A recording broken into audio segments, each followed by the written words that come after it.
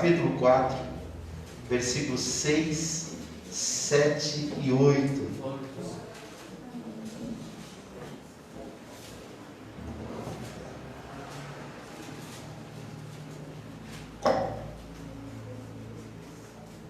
Diz assim a palavra do Senhor, Filipenses capítulo 4, versículos 6, 7 e 8.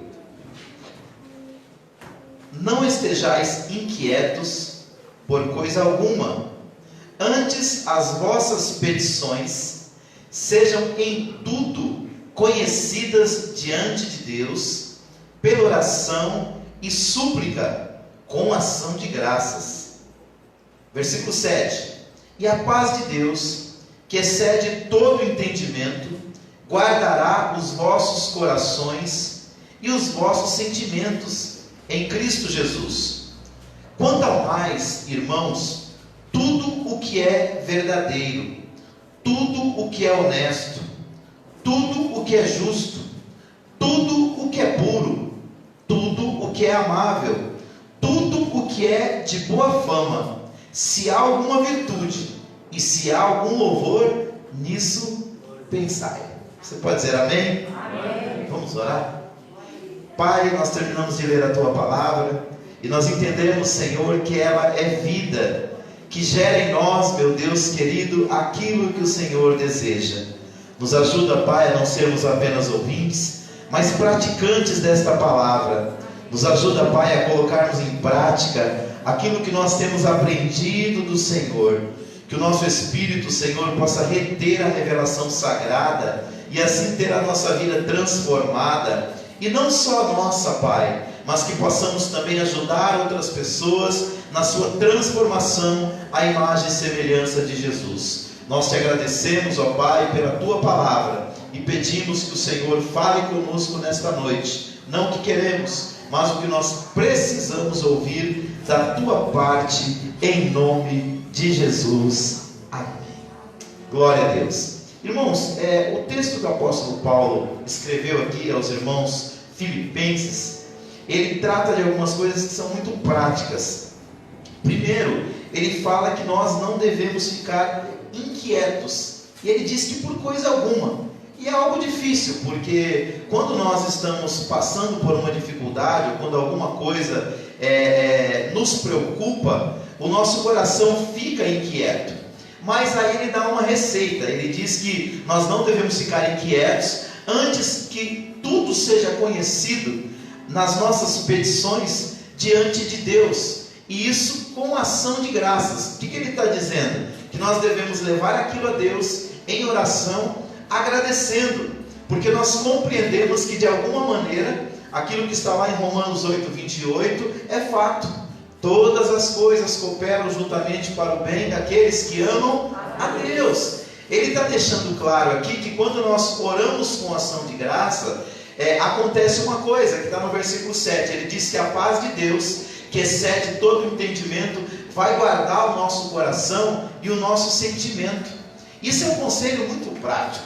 Eu tenho experimentado isso ao longo da minha vida. Quantas vezes algumas coisas estão assim, perturbando a nossa alma, perturbando a nossa mente, tirando literalmente a nossa paz. Aí você toma uma atitude de diante de Deus e colocar aquilo diante de Deus em oração, mas não com um sentimento de reclamação, com um sentimento de gratidão, acreditando que Deus pode cuidar de você, Deus pode zelar de você, Deus pode lidar com aquilo quando você não pode. E aí o que acontece? Se cumpre a promessa do versículo 7. Deus derrama sobre o nosso coração paz. E não é uma paz por ausência de guerra. Foi como o Emerson ministrou aqui na sexta-feira. Às vezes é uma paz dentro da guerra. É uma paz em meio à guerra. É uma paz em meio à aflição. Mas ele dá um segredinho para nós também aqui, que é mais onde eu quero ficar, que é o versículo de número 8. Quando ele diz assim, quanto ao mais, irmãos meus, tudo que é verdadeiro, tudo que é honesto, tudo que é justo, tudo que é puro, tudo que é amável, tudo que é de boa fama, se há alguma virtude e se há algum louvor, nisso pensai. Por quê? Paulo está dizendo o seguinte: você está com o coração inquieto, aí você vai diante de Deus em oração, Deus vai e derrama paz dentro da sua alma, ou seja, aconteceu uma transformação interior.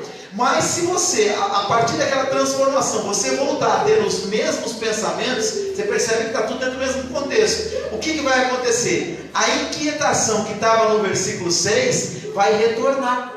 Então, o conselho dele é: você está inquieto, você vai diante de Deus em oração, Deus derramou paz, direcione a sua mente na direção que Deus está aqui nos orientando. E por que isso é tão importante? Lá em Provérbios, no capítulo 23, no versículo 7, na parte A, está escrito que como o homem pensa, ou como o homem imagina na sua alma, assim ele é. Então, a partir do momento que a gente ora, que a inquietação vai embora, que a paz entra, um sentimento diferente toma conta de nós. E tudo isso está o quê? Conectado. E a fonte de tudo isso está onde? Em Deus, que atua na nossa mente. Então, dentro da nossa mente acontecem dois processos. Um processo é de lembrança, é você olhar para o passado e pensar nas coisas boas ou nas coisas ruins. Segundo, é você olhar para o futuro. É com a mente que você faz isso também, onde você imagina ou um futuro bom ou um futuro ruim. Então, quando nós olhamos para a palavra, nós entendemos que os nossos pensamentos, eles geram sentimentos. Os sentimentos geram palavras. Aquilo que a gente fala, geralmente a gente fala daquilo que nós estamos sentindo. As nossas palavras, elas vão gerando em nós algumas atitudes, baseado no que estamos sentindo e no que nós estamos pensando. Isso vai virando um caminho, isso vai virando uma trajetória, por onde nós vamos andar. É por isso que o Deus da Bíblia, ele sempre se preocupou em nos ensinar sobre o que nós estamos pensando, porque é o que está aqui dentro, é o que está aqui no nosso interior, que vai definir a nossa qualidade do dia. Se vai ser um dia de inquietação, de preocupação, de desespero, ou se vai ser um dia de paz, ou se vai ser um dia de tranquilidade.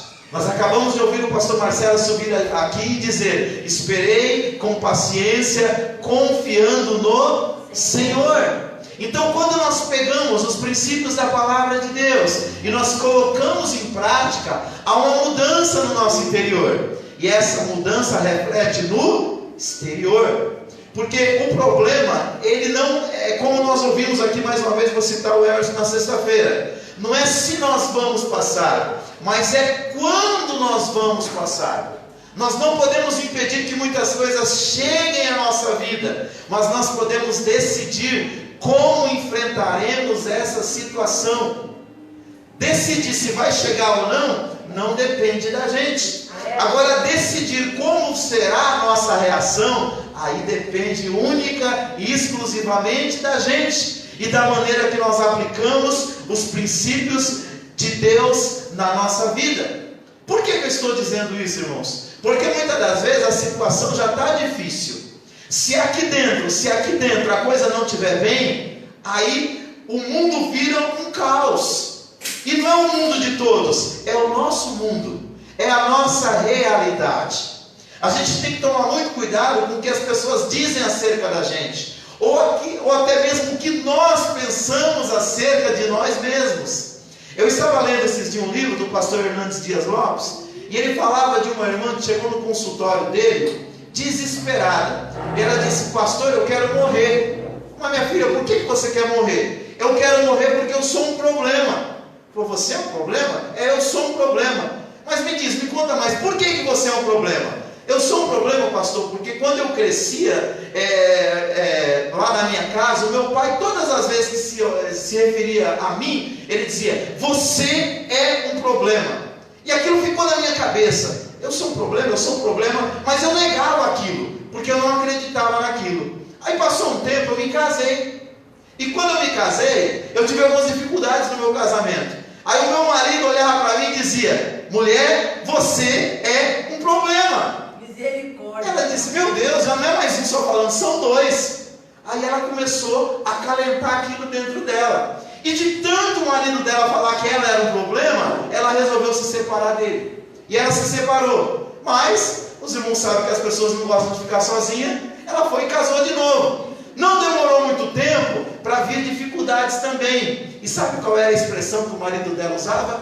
Você é um problema. problema. Agora não era mais 2 testemunhos, irmãos, era 3. E ela começou a acreditar naquilo. E por acreditar naquilo, realmente, ela se tornou um problema. Separou do segundo e pulou para o terceiro casamento. Só que ela já tinha colocado aquilo dentro da natureza dela, dentro da cabeça dela, dentro da mente dela, dentro do coração dela. E quando ela entrou no terceiro casamento, o que foi que o marido disse para ela?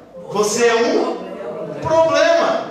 Irmãos, Provérbios 23:7, novamente a parte A. O que você imagina na sua mente, você é. Então, muitas das vezes, quando a Bíblia fala para nós tomarmos cuidado com aquilo que a gente pensa, Paulo diz isso em Romanos 12 primeiro: mas transformai-vos pela renovação do vosso entendimento. Por quê? Porque ele sabe que o que a gente pensa aqui afeta o nosso lado externo, o nosso lado externo. Até dizem aí que existem pessoas que são chamadas de hipocondríacas. Já ouviu falar disso? O hipocondríaco é aquele que tem doença imaginária. E ele gera muita também doença psicossomática, que são geradas na mente. Muitas das vezes ele chega no médico, é feito toda uma série de exames e não é encontrado doença nenhuma. Mas a doença é aonde? Na mente. Irmãos, vou dizer para você, o tempo que nós vivemos é um tempo propício para as pessoas adoecerem na alma, adoecerem no espírito, adoecerem na mente. Mas Deus me trouxe aqui para dizer que se você pensar naquilo que Ele manda você pensar, você não vai adoecer em nome de Jesus, mas você vai ter saúde. Não é porque você não está sujeito, você não é nem o super-homem nem a Mulher Maravilha. Não é que você não está sujeito a ficar enfermo, mas você não vai adoecer simplesmente por causa de um pensamento negativo, ou maldoso, ou maledicente de alguém, que alguém colocou na sua cabeça, através de palavras, ou através de uma notícia ruim. E é por isso que Paulo falou: olha, quanto ao mais, irmãos meus, tudo que é verdadeiro, tudo que é honesto, tudo que é justo, tudo que é puro, tudo que é amável, tudo que é de boa fama, e se há alguma virtude, nisso pensai. Deixa eu fazer uma pergunta para você: aonde estão as suas lembranças hoje? Aonde está a sua imaginação? No que você está pensando hoje? Como é que você está imaginando o seu futuro amanhã? Do que você está lembrando acerca do seu passado? Só de coisa ruim? O que você está imaginando para amanhã? Só coisa ruim? Isso é alimentação da mente. É por isso que o cristão não pode colocar qualquer coisa para dentro o tempo todo, senão ele adoece. Olhando para esta palavra, olhando para o testemunho, o pastor Hernandes olhou para aquela mulher e falou: deixa eu dizer 3 coisas aqui para você. Primeiro, você não é o que os outros dizem que você é. É o primeiro diagnóstico que a gente tem que colocar no coração, irmãos. Tem gente que a boca dele só abre para amaldiçoar as pessoas, para declarar coisas ruins para as pessoas, para ser pessimista e negativista acerca da vida. Não é ser negacionista, que é diferente, você negar a realidade. Mas nós precisamos entender que a nossa mente, irmãos, tudo que planta, nasce e cresce. Se você plantar coisa ruim, vai nascer coisa ruim, vai desenvolver coisa ruim, e o fruto vai ser ruim, e a sua vida também vai ser ruim. Mas se você plantar coisa, adubar coisa boa, regar coisa boa, o fruto vai ser bom, e a sua vida também pode ser boa, amém? Amém ou não amém, Cristo?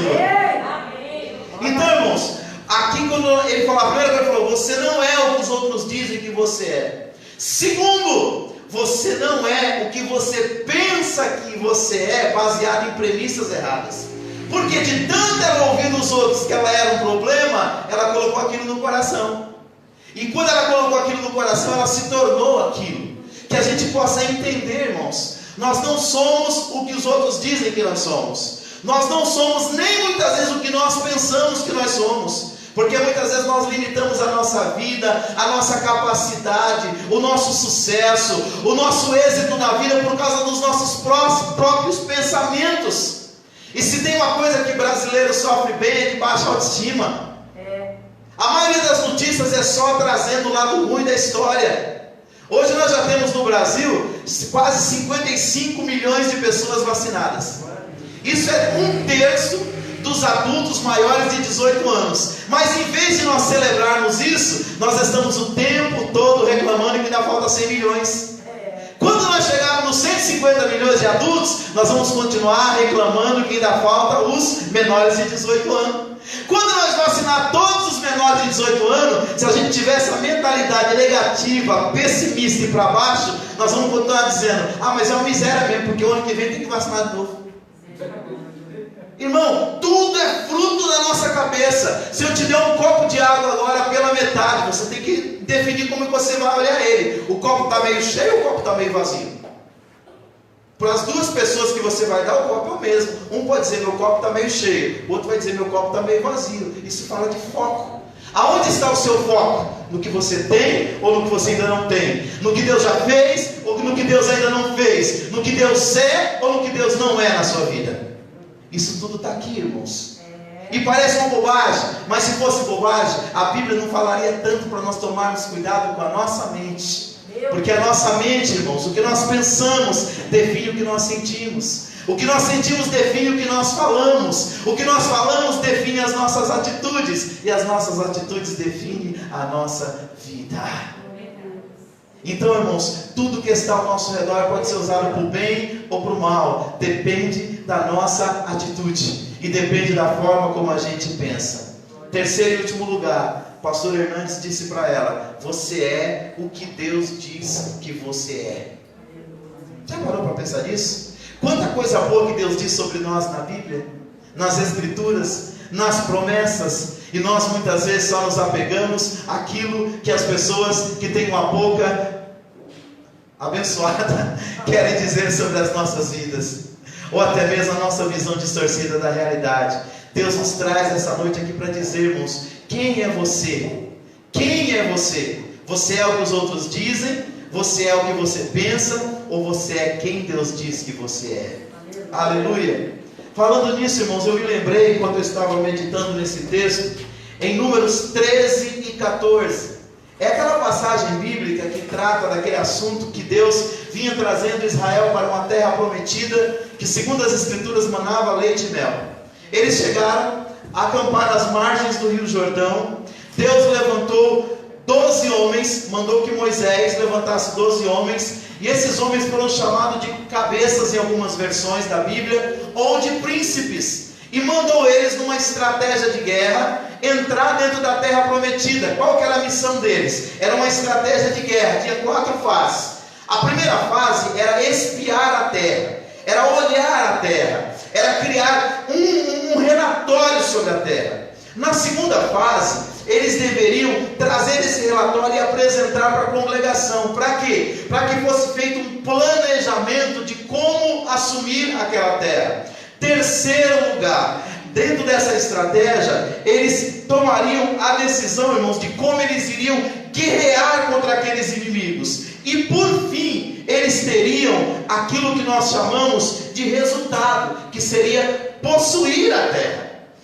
Moisés escolheu a dedo os 12 homens. Não foi 12 cabeças de melão não, irmãos. Foi 12 príncipes. E disse: ó, vocês vão até a terra e vocês vão examinar a terra. Depois vocês vão trazer um relatório.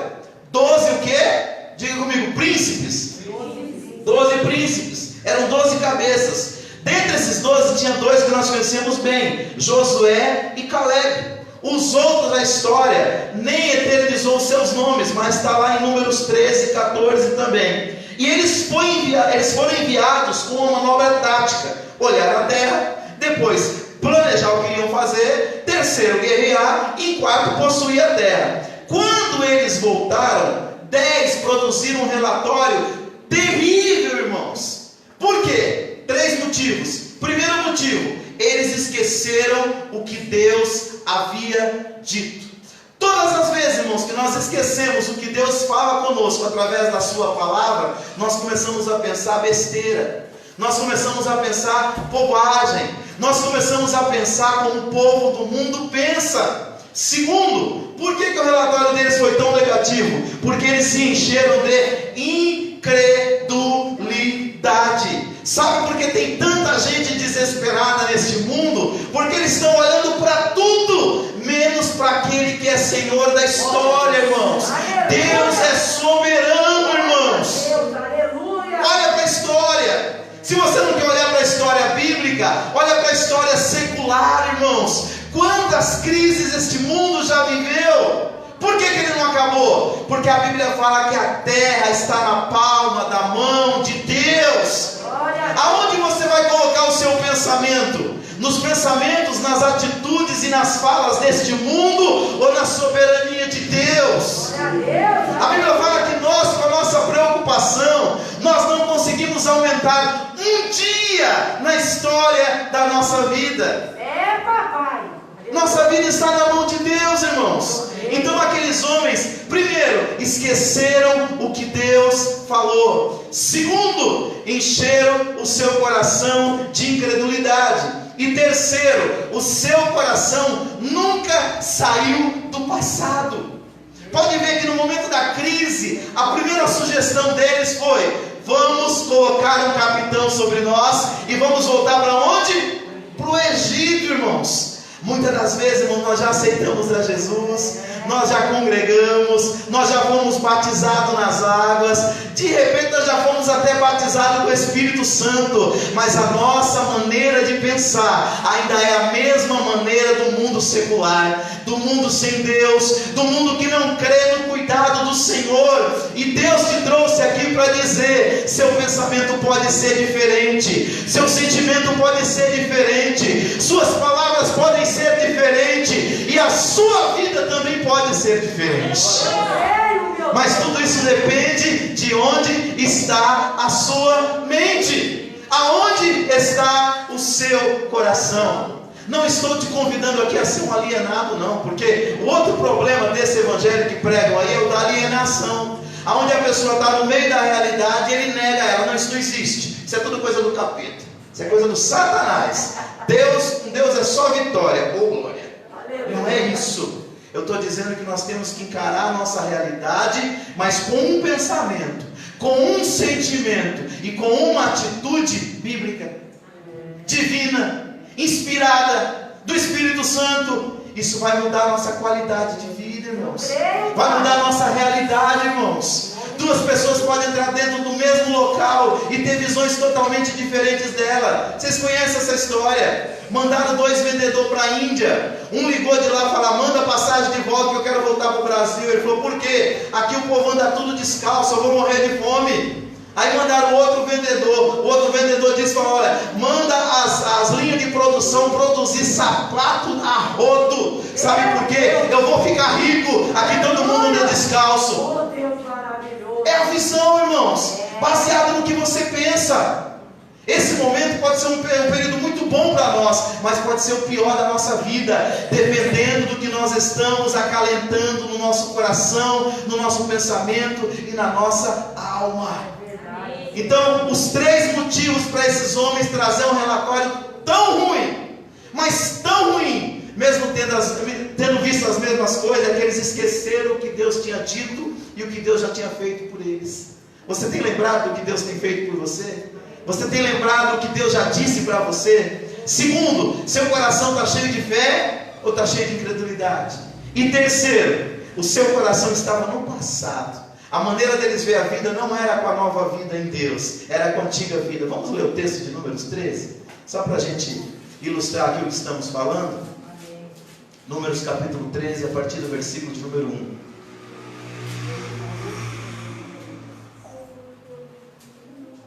Diz assim o texto bíblico: ó. E falou ao Senhor a Moisés dizendo: envia homens que espiem a terra de Canaã, que eu hei de dar aos filhos de Israel. Quem foi que disse que ia dar? Deus. De cada tribo de seus pais enviareis um homem, sendo cada um príncipe entre eles. E enviou-lhes Moisés no deserto de Parã, segundo a ordem do Senhor. Todos aqueles homens eram cabeças dos filhos de Israel.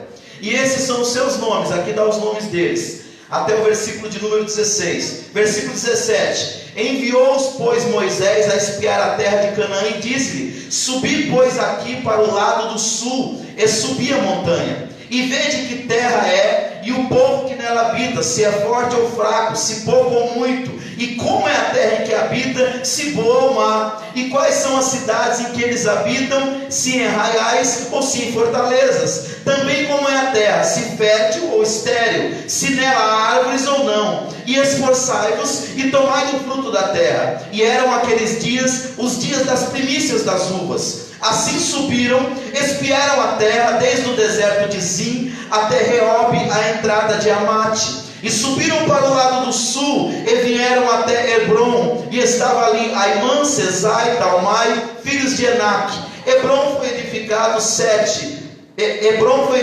há 7 anos antes de Zoan, no Egito. Depois foram até o vale de Escol, e dali cortaram um ramo de vide com um cacho de uvas, o qual trouxeram 2 homens sobre uma vara, como também das romãs e dos figos. O negócio era tão grande, irmão, que não dava para um carregar sozinho, tinha que carregar de 2. Chamaram aquele lugar o vale de Escol, por causa do cacho que dali cortaram os filhos de Israel. E eles voltaram de espiar a terra ao fim de 40 dias, e caminharam, e vieram a Moisés e a Arão, e a toda a congregação dos filhos de Israel, no deserto de Parã, em Cádiz, e deram-lhe notícias, a eles e a toda a congregação, e mostraram-lhe o fruto da terra. Então até aí tudo bem. Versículo de número 27, e contaram-lhe e disseram, fomos à terra que nos enviaste, e verdadeiramente mana leite e mel, e este é o seu fruto, coisa linda de Deus. O povo, porém, que habita nessa terra é poderoso, é cidade fortificada e muito grandes, e também ali vimos os filhos de Anak. Os amalequitas habitam na terra do sul, e os heteus, os jebuseus, os amorreus habitam nas montanhas, os cananeus habitam junto do mar, pela margem do Jordão. Então Caleb fez calar o povo perante Moisés e disse, certamente, olha a outra visão, subiremos e possuiremos em herança, porque seguramente prevaleceremos contra ela. Porém, os homens que com ele subiram disseram, não poderemos subir contra aquele povo, porque é mais forte do que nós, e infamaram a terra, ou seja, deram a ela uma fama ruim, que tinham espiado, dizendo aos filhos de Israel, a terra pela qual passamos espiá-la é terra que consome os seus moradores, e todo o povo que vimos nelas são grandes de estatura, e também vimos ali gigantes, filhos de Anak, descendentes dos gigantes, e éramos aos seus olhos como gafanhotos, assim éramos aos seus olhos. Veja aí a diferença dos relatórios. Viram as mesmas coisas, pegaram nas mesmas coisas, tiveram as mesmas experiências, mas tiveram percepções totalmente distintas. Tudo baseado o quê? Nesses 3 motivos aqui. Esqueceram o que Deus tinha dito e o que Deus tinha feito, se encheram de incredulidade e seu coração estava no passado no Egito. Olha porque os outros 2 trouxeram um relatório diferente. Primeiro, porque eles lembravam o que Deus tinha feito e o que Deus tinha dito.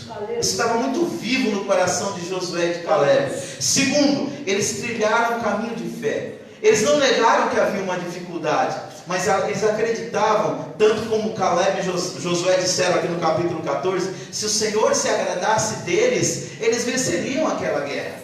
E terceiro, irmãos, o coração deles não estava preso no passado, estava arraigado ali no presente, no que eles iam fazer através da fé, e no futuro, como seria o futuro através da esperança.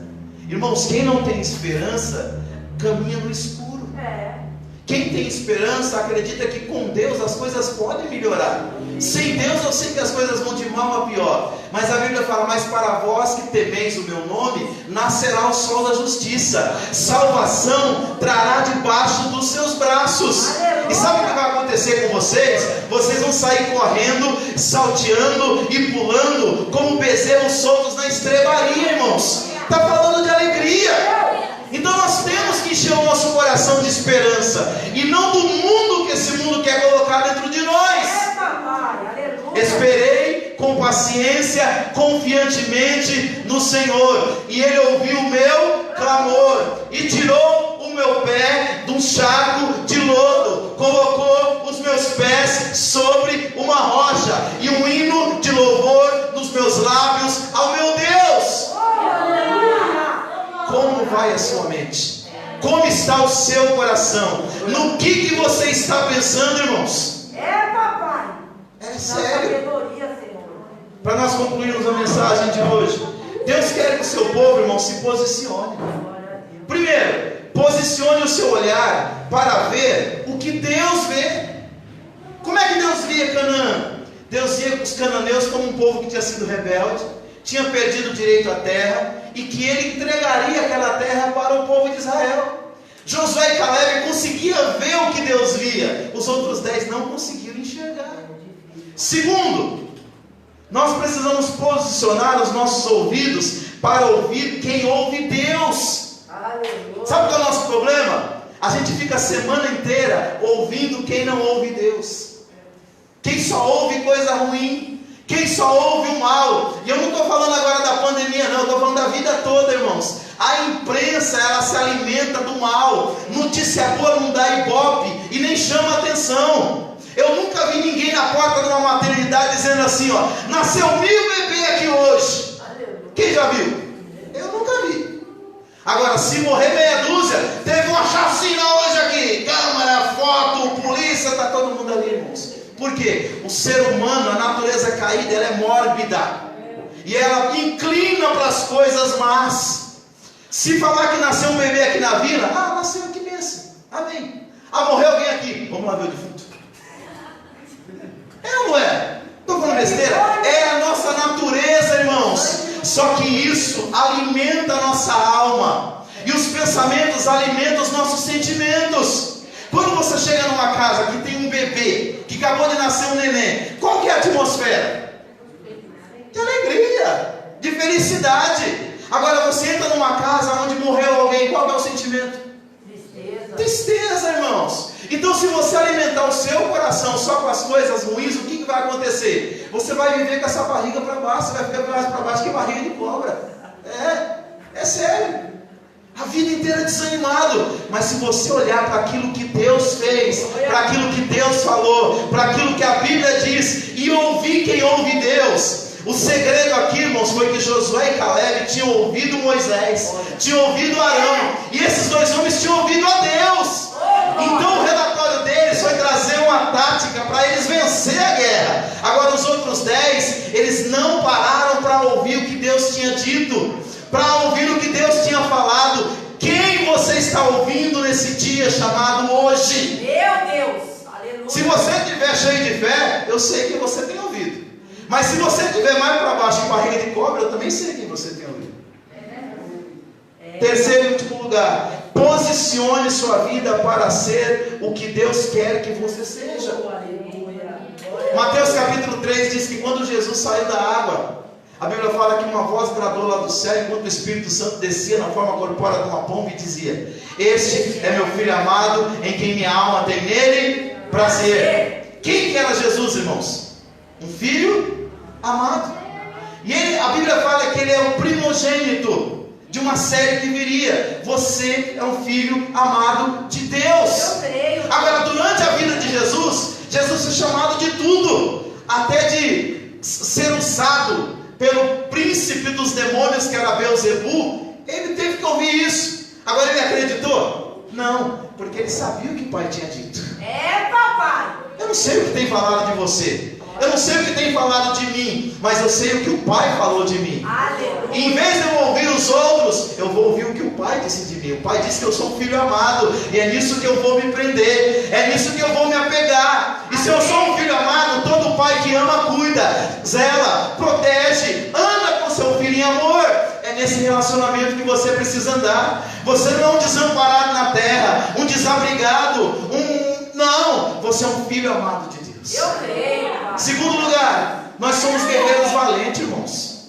Deixa esse espírito de medo que tem tomado conta de você. O apóstolo Paulo lutava para ser decapitado, mas sabe qual foi a expressão que saiu dos lábios dele? Eu combati o bom combate, eu terminei a carreira e eu guardei a fé. De que combate que ele estava falando, irmãos? Do combate espiritual. Paulo se via como um guerreiro que estava cumprindo a sua missão, e agora, na soberania de Deus, ele seria recolhido. Aleluia! A gente toma os nossos cuidados, a gente se preserva, mas eu creio numa coisa chamada soberania de Deus. É nisso que você precisa crer. Você é um guerreiro de Deus, você é um exemplo para a sua família. Se você começar com essa conversa mole, com esse desânimo, com essa tristeza, com esse medo, você é o chefe da casa, a senhora é a chefe da casa, daqui a pouco sua família está do mesmo jeito. Na sua família é só você que é cristão. Se você não apontar o destino, o rumo, se não for boca de Deus para eles, quem vai falar? Terceiro lugar, nós devemos posicionar a nossa vida, irmão, para ser quem Deus quer que a gente seja. Deus quer que a gente seja uma pessoa de fé. Aqui eu quero que a pastora Denise coloque para nós 2 Coríntios capítulo 4, versículo 13 a 18. Segunda carta de Paulo aos Coríntios capítulo 4, versículos 13 a 18. Olha o que Paulo diz sobre essa questão de nós caminharmos aqui na terra. Aleluia. Diz assim, ora, temos o mesmo espírito de fé, conforme está escrito. Crie, por isso falei. Só fala se acredita. Também nós cremos, por isso também falamos. Amém? Sabendo que aquele que ressuscitou o Senhor Jesus, nos ressuscitará a nós com Jesus e nos apresentará convosco. Agora olha para isso, versículo 15. Pois tudo é por amor de vós, para que a graça multiplicada por meio de muitos faça abundar a ação de graças para a glória de Deus. É para a glória dele que nós estamos servindo e trabalhando. Por isso não desfalecemos, mas ainda que o nosso homem exterior se esteja consumido, o interior contudo se renova de dia em dia. Versículo 17. Porque a nossa leve e momentânea tribulação produz para nós cada vez mais abundantemente um eterno peso de glória. E fechando 18. Não atentando nós nas coisas que se veem, mas sim nas coisas que não veem, porque as que veem são temporais, enquanto as que se não veem são eternas. Amados, se nós vivermos essa vida pautada pelo materialismo pagão, ateu, anticristão desse mundo, nós vamos viver dentro de uma fossa existencial. Mas nós somos chamados para viver uma outra vida, com valores maiores, pensando no reino de Deus. E ainda que esse corpo mortal caia, nós temos do Pai uma esperança e uma promessa, que o mesmo Espírito que ressuscitou a Cristo dentre os mortos, Ele também nos ressuscitará. É nisso que está pautada a nossa fé, irmãos. Se nós não acreditarmos nisso, nós vamos viver como o povo desse mundo, pensando na mesma estratégia, pensando na mesma ideia, pensando na mesma mediocridade de quem não conhece a Deus. É dessa maneira. E nessa noite o nosso chamado é: para de atentar para o que é visível. Começa a atentar para aquilo que é invisível, porque as coisas visíveis, pastor, mas o vírus é invisível, né? Não, mete o microscópio lá que você vai ver ele. Mas Deus está chamando a gente para atentar para as coisas que são invisíveis, porque essas são eternas. A fé, a esperança, o céu, Jesus, é nisso que deve estar a mente desta igreja. Aleluia. Eu creio, papai. Concluindo, para nós ceiarmos, Aleluia. irmãos, nós temos que entender que nós somos pessoas de fé. E quem é de fé não anda por vista. E por fim, nós somos um canal para transformar vidas. Queridos, se você se encher dos temores desse mundo e da mentalidade desse mundo, você vai continuar sendo um canal para transformar vidas. Mas transformar para pior. Nós podemos transformar a vida das pessoas para pior ou para melhor. A decisão é nossa. Um dia João Batista estava pregando nas margens do Rio Jordão, preparando o caminho do Messias.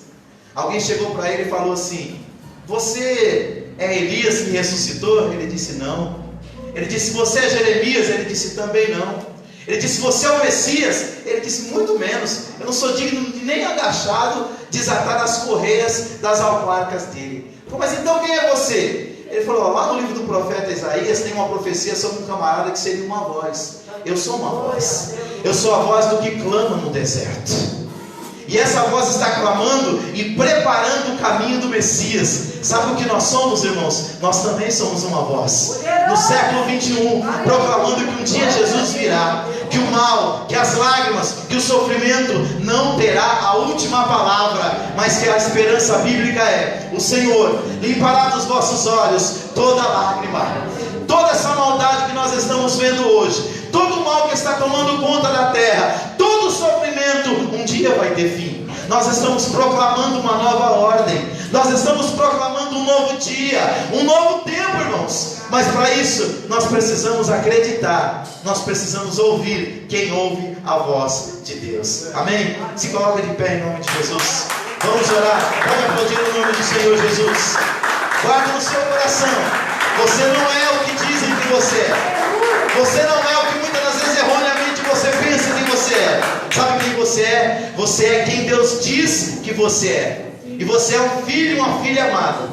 Você é um guerreiro valente. Você é uma pessoa de fé. E você é um canal de Deus para transformar vidas para melhor. Os seus filhos serão melhores do que você. Os seus netos serão melhores do que você. A sua esposa será melhor do que você. O seu marido será melhor do que você. Sabe por quê? Porque você vai ajudar ele. Você vai ajudar ela. Você é um canal de transformação de Deus aonde quer que você passe. Ouve aqueles que têm ouvido a Deus. Pai querido, Deus amado, nós oramos nesta noite agradecidos, Senhor, porque o Senhor tem falado conosco. Enquanto muitas pessoas têm negado, ó Pai querido, a possibilidade da esperança, a possibilidade da fé, e muitos até têm dito que o Senhor perdeu o controle da história. Ó Senhor, nós estamos aqui para proclamar quem o Senhor é, na sua soberania, um Pai amoroso que cuida de nós, um Deus que zela pela sua criação, um Criador que ama tudo aquilo que Ele fez e que está no controle da vida, no controle da história, no controle, meu Deus querido, deste planeta Terra. E nós aqui, Senhor, queremos cumprir o nosso papel como teus filhos amados, como verdadeiros guerreiros e guerreiras do Senhor, ó Pai, como pessoas de fé e como pessoas, meu Deus, que quer ser uma voz para transmitir Deus, para transmitir esperança, para transmitir amor,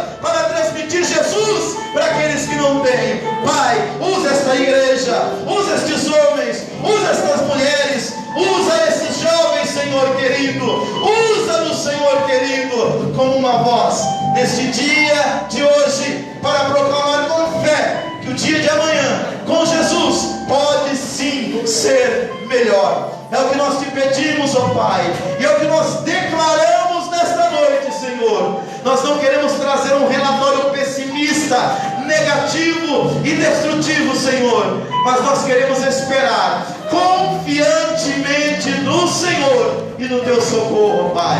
Assim nós oramos, te pedindo e já te agradecendo. Amém e amém. Pode sentar, aplauda o nome do Senhor Jesus. Glória a Deus. Aleluia. Quero convidar aqui o missionário Isaías para fazer a leitura da ceia. Abram suas Bíblias aí em 1 Coríntios capítulo 11, versículo 23. Vamos ler do versículo 23 até o 32 a leitura da ceia, amém? Glória a Deus. Logo após estaremos orando pelos elementos.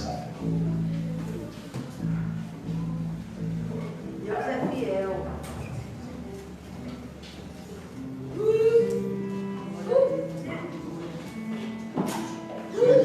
Senhor? Amém. Amém, amados? Amém. Louvado seja Deus. Vamos abrir nossas Bíblias em nome de Jesus. No livro de 1 Coríntios. Glória a Deus. 1 Coríntios, capítulo 11. Louvado seja o nome de Jesus. Essa é a palavra do Senhor. Aleluias. Glória a Deus. Aleluia. Louvado seja o nome de Jesus, que vem nos fortalecer, que vem nos orientar. Louvado seja Deus, porque ela é lâmpada para os nossos pés e luz para o nosso caminho. Amém. Louvado seja o nome de Jesus. Aleluias. 1 Coríntios capítulo 11, em nome de Jesus. Aleluias. Louvado seja Deus. Amém? Uma Bíblia do pastor. Glória a Deus. Aleluias. Diz assim, amados: porque eu recebi do Senhor o que também vos ensinei, que o Senhor Jesus, na noite que foi traído, tomou o pão tomou o pão, e tendo dado graça, partiu e disse: tomai e comei, isto é o meu corpo que é partido por vós, fazei isto em memória de mim. Semelhantemente também, depois de cear, tomou o cálice, dizendo: este cálice é o novo testamento no meu sangue, fazei isto todas as vezes que beberdes em memória de mim. Porque todas as vezes que comerdes este pão e beberdes este cálice, anunciais a morte do Senhor até que venha. Portanto, qualquer que comer este pão ou beber o cálice do Senhor indignamente, será culpado do corpo e do sangue do Senhor.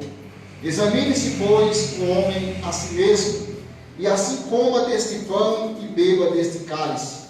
Porque o que come e bebe indignamente, come e bebe para a sua própria condenação, não discernindo o corpo do Senhor.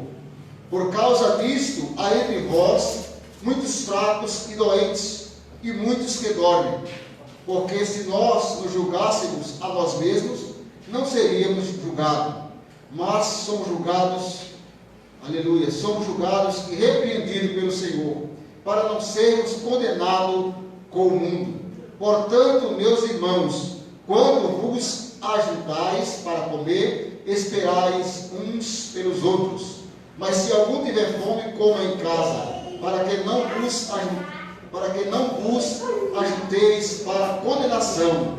Quanto às demais coisas, ordená-las-ei quando for. Amém? As palavras do nome do Senhor. Glória a Deus. Irmãos, coloque de pé em nome de Jesus. Nós vamos orar aqui pelo pão que representa o corpo de Jesus que foi dado por nós. Nossos tamboreiros estarão passando aí para colocar um pouquinho de álcool gel na sua mão para que você possa participar. Amém? Do corpo do Senhor. Vamos orar. Querido Deus e Pai, nós te damos graça por esse pão, Senhor, que representa o corpo de Jesus Cristo que foi dado por nós ali na cruz de Calvário. Nós entendemos, ó Pai querido, que foi por amor que o Senhor fez tudo isso por nós. Sua entrega, sua morte, mas principalmente a sua ressurreição. Senhor, perdoa os nossos pecados, Senhor, porque nós compreendemos o quanto nós somos falhos e imperfeitos. E pelos nossos méritos, Senhor, nós não podemos participar da Tua mesa. Mas pedimos a Tua graça, a Tua misericórdia, o Teu perdão, para que assim, Senhor, possamos estar habilitados a participar da Tua mesa, Senhor. Assim nós oramos, Senhor, te pedindo e já te agradecendo, no nome de Jesus. Amém. Diaconismo, por favor. Pode sentar, queridos. Senhor.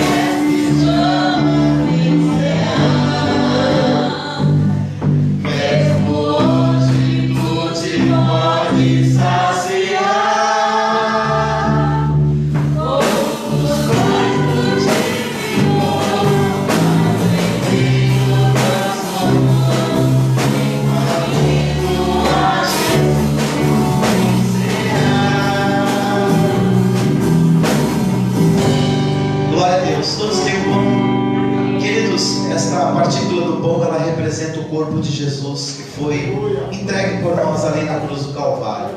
Quando nós celebramos a ceia do Senhor, nós estamos obedientemente cumprindo algo que o Senhor determinou.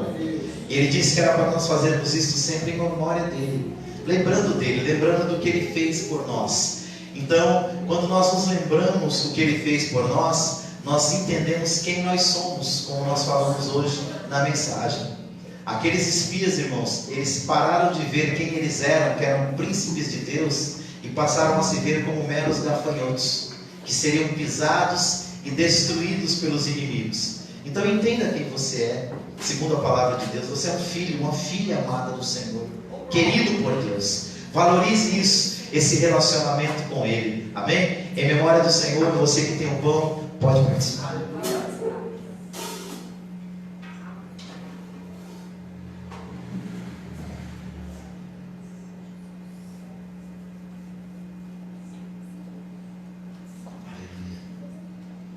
Glória a Deus. Oh, bendito é o nome do Senhor. Glória a Deus. Alevaço e decanta lava cheia. Glória a Deus. Alemanto e me canta lava cheia. Obrigado, Senhor. Graças te damos, ó Deus. Aleluia. Louvado seja o nome do Senhor. Glória a Deus. Pode não descer o nome do Senhor, irmãos. Aleluia, estamos aqui por causa da graça dEle, por causa da entrega dEle. Aleluia, porque o castigo que nos trouxe a paz estava sobre Ele, e por suas pisaduras nós fomos sarados. Aleluia, glórias a Deus. Se coloca de pé em nome de Jesus, vamos orar pelo cálice. Glória a Deus. Missionário Gueto, por favor.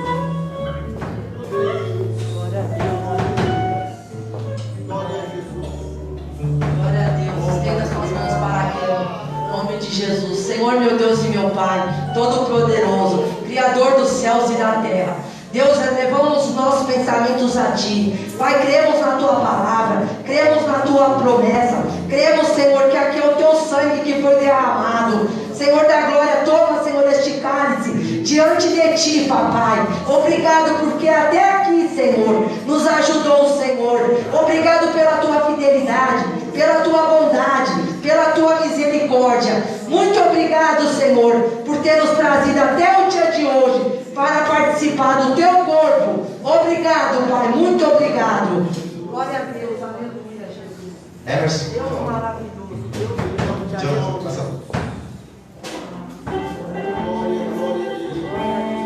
Celebrarei a Ti, ó Deus, com meu viver. Contarei as Tuas obras. Por Tuas mãos foram criados terra, céu e mar.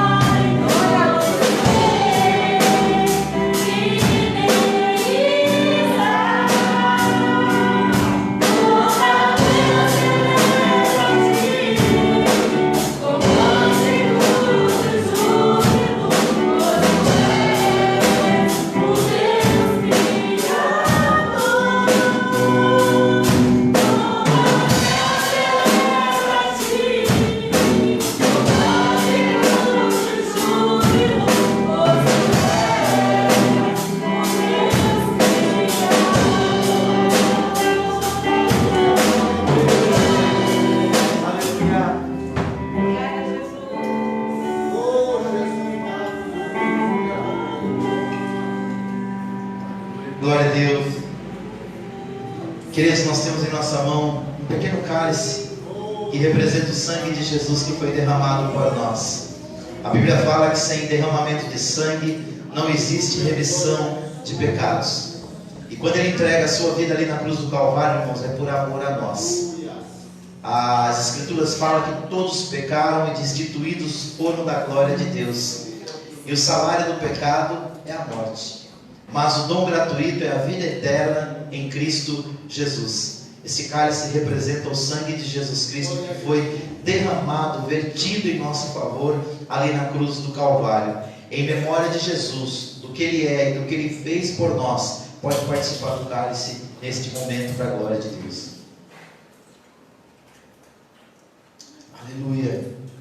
Glória a Deus. Louvado seja o nome do Senhor. Glória a Deus. Aleluia. Se coloque de pé adorando o nome do Senhor. Vamos fechar esta noite louvando a Deus, bem bonito. Depois estaremos orando, indo para os nossos lares. Que nesta noite o nosso coração possa reconhecer, irmãos, quem nós somos. Não em nós mesmos, mas quem nós somos em Cristo. Quem nós somos por causa dele. Aleluia. Louvado seja o nome do Senhor. Glória a Deus, aleluia, Jesus. Glória a Deus.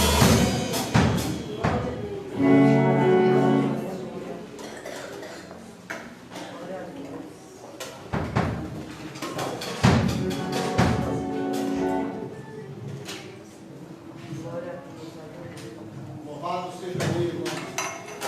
Glória a Deus.